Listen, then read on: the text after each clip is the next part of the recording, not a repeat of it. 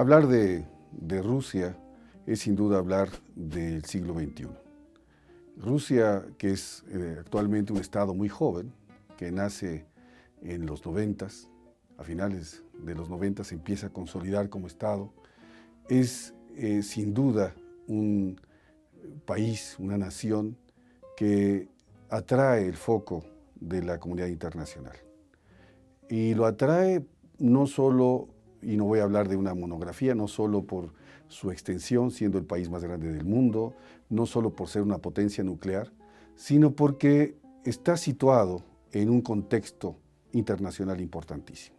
El entorno geográfico de Rusia es un entorno complicado, es un entorno difícil. La realidad económica de Rusia también es complicada. Pero sin duda uno de los aspectos más atrayentes de Rusia es que se encuentra como Estado en un momento de definición, sobre la ruta, sobre el modelo económico, sobre el modelo político. Y se encuentra también en una etapa de franca reconciliación de su pasado. Hay que recordar que Rusia se reconstruyó completamente en el siglo XX, 3 veces. Y ahora está en una etapa de reconciliación, decía yo, de su pasado, donde podemos ver claramente cómo persisten facetas de su realidad zarista, de su realidad soviética y de esta nueva realidad que están forjando. Y es muy interesante constatar cómo los rusos no niegan ninguna de esas 3 facetas y tampoco, como a veces se piensa, existe una nostalgia de un pasado, de un imperio soviético, de un imperio zarista.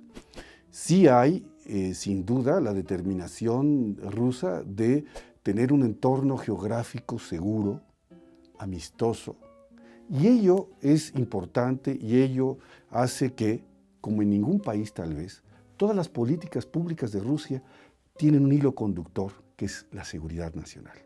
Cualquier área pública que veamos de Rusia, la educación, la cultura, la salud, la economía y, por cierto, la defensa, todas, la política exterior también, todas siguen el hilo conductor de la seguridad nacional. Es por ello que no nos debe de extrañar cuál es la posición de esta Rusia de hoy en día. Podemos estar de acuerdo o no. Podemos encontrar que jurídicamente algunas de las acciones que ha tomado Rusia recientemente están justificadas o no.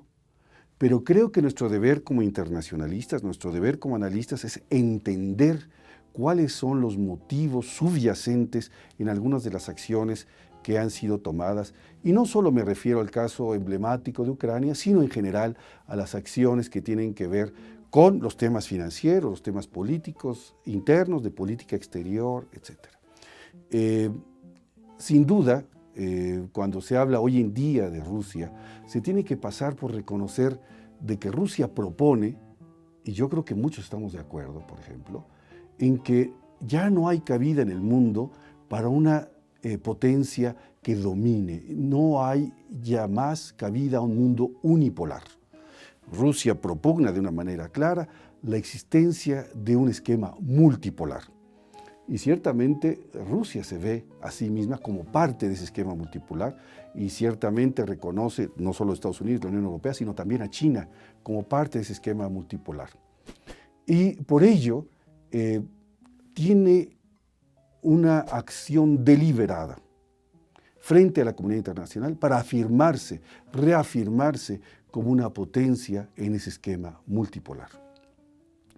Si habláramos de Rusia y su entorno, tenemos que reconocer que hay múltiples esfuerzos de Rusia por consolidar ese entorno.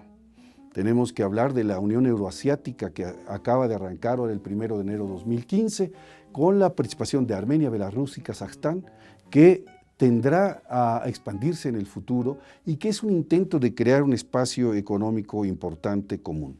Pero también está la Organización de Seguridad de Shanghái, están también la relación con BRICS y también, sin duda alguna, están relaciones estratégicas con la India y con China en particular. También ha refrescado sus relaciones con Egipto y eso hace que, a pesar de lo que dicen algunos, Rusia no es una potencia nada más regional. Rusia es una verdadera potencia a nivel mundial.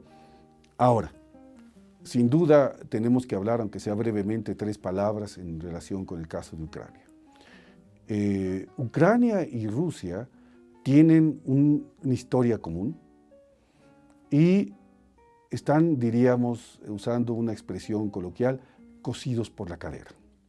Son países eslavos que tienen una historia milenaria ya.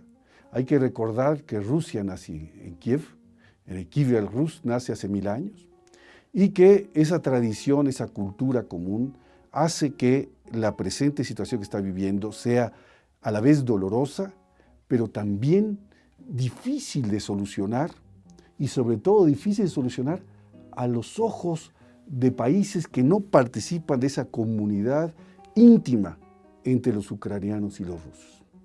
Ucrania, por otro lado, es un país que está dividido, por lo menos a nivel étnico, en una parte eslava ucraniana y otra parte eslava rusa. Todo lo que es el Donbass y Crimea son mayoritariamente rusos. Y por ello es particularmente difícil que podamos esperar que Rusia meramente se desentienda de lo que está pasando ahí. Cuestión aparte es, decía yo al inicio, una discusión jurídica sobre si el plebiscito de Crimea tiene legalidad o no tiene legalidad. Hay elementos de discusión para ambos lados.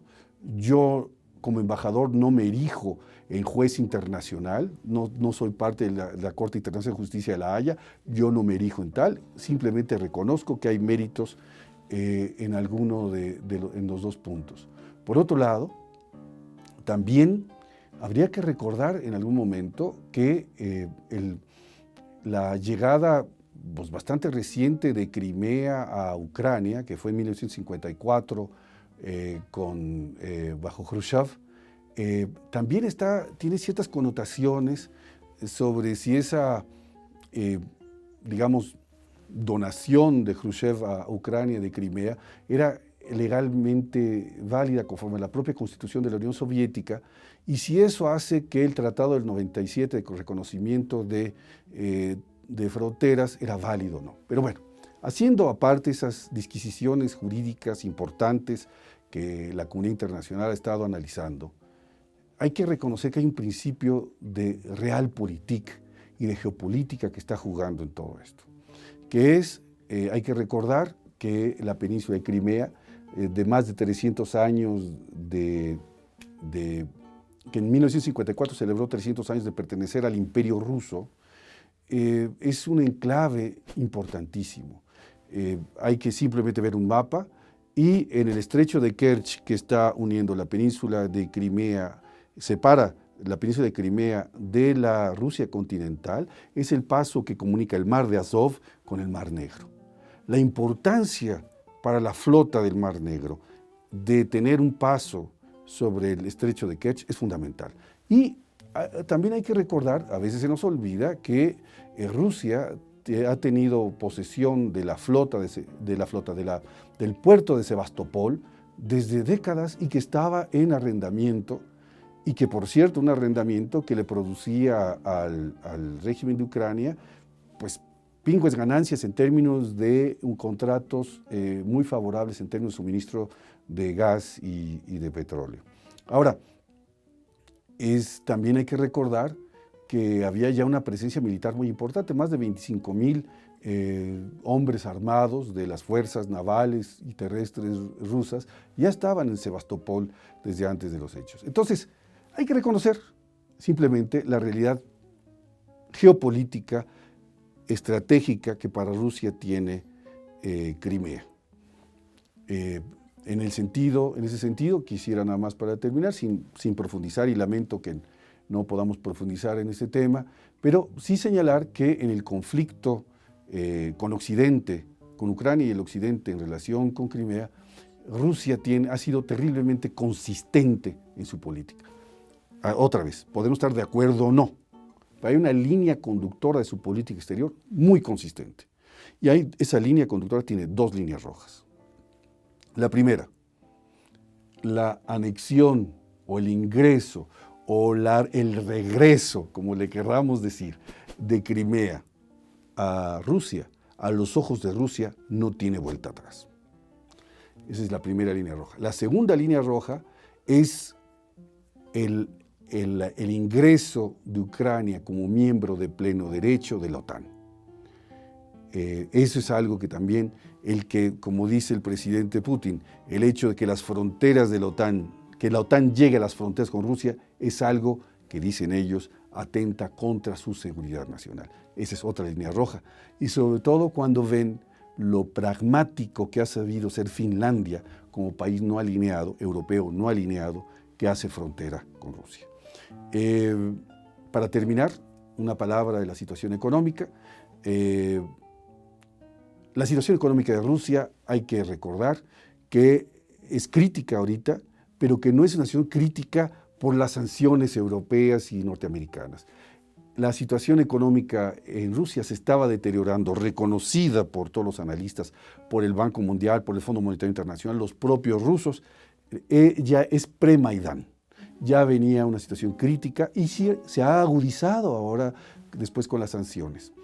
Esa es una cuestión que hay que destacar, que la situación económica ya venía muy complicada. Segundo, los precios del petróleo han incidido en agudizar esta crisis y ello hace que ahora Rusia esté reconsiderando toda su estrategia económica y donde, por ejemplo, una nueva política industrial basada, entre otras cosas, en la sustitución de importaciones de productos críticos y de tecnologías esenciales, sobre todo en el área de defensa y de energía, son una de las prioridades. Por otro lado, también tenemos que reconocer que ha habido un peso muy importante en la disminución de las reservas económicas. Hace año y medio estaban en un pico de 530 mil millones de dólares las reservas, ahora andan por ahí 388 mil millones de dólares, una fuerte devaluación del rublo. Y hay que destacar que hasta ahora, y todas las señales que tenemos, inclusive del día de hoy, en Davos, de Shuvalov, que estuvo hoy en Davos, leía yo esta mañana, siguen señalando que Rusia no va a abandonar una línea de libre convertibilidad del rublo y no cediendo a la tentación, que también podemos entender nosotros como latinoamericanos que lo hemos vivido, a la tentación de introducir un control de cambios, por ejemplo, y un tipo de cambio fijo con paridad dual. Habrá que ver, es una historia que se está escribiendo. Habrá que destacar también la importancia de las alianzas que decía yo con China, con la India, con Egipto, con BRICS, entre otros países, la Unión Económica Eurasiática, y llegar a la conclusión, me parece, que hablar del siglo XXI, como dije y como inicié, es hablar de Rusia. Y me parece que hay que recordar y tener presente lo vigente que es el tema ruso para todo analista, porque lo que pase en el mundo en los próximos 25 años, mucho tiene que ver lo que esté haciendo Rusia y el diálogo que está entablando Rusia con la comunidad internacional. Muchas gracias.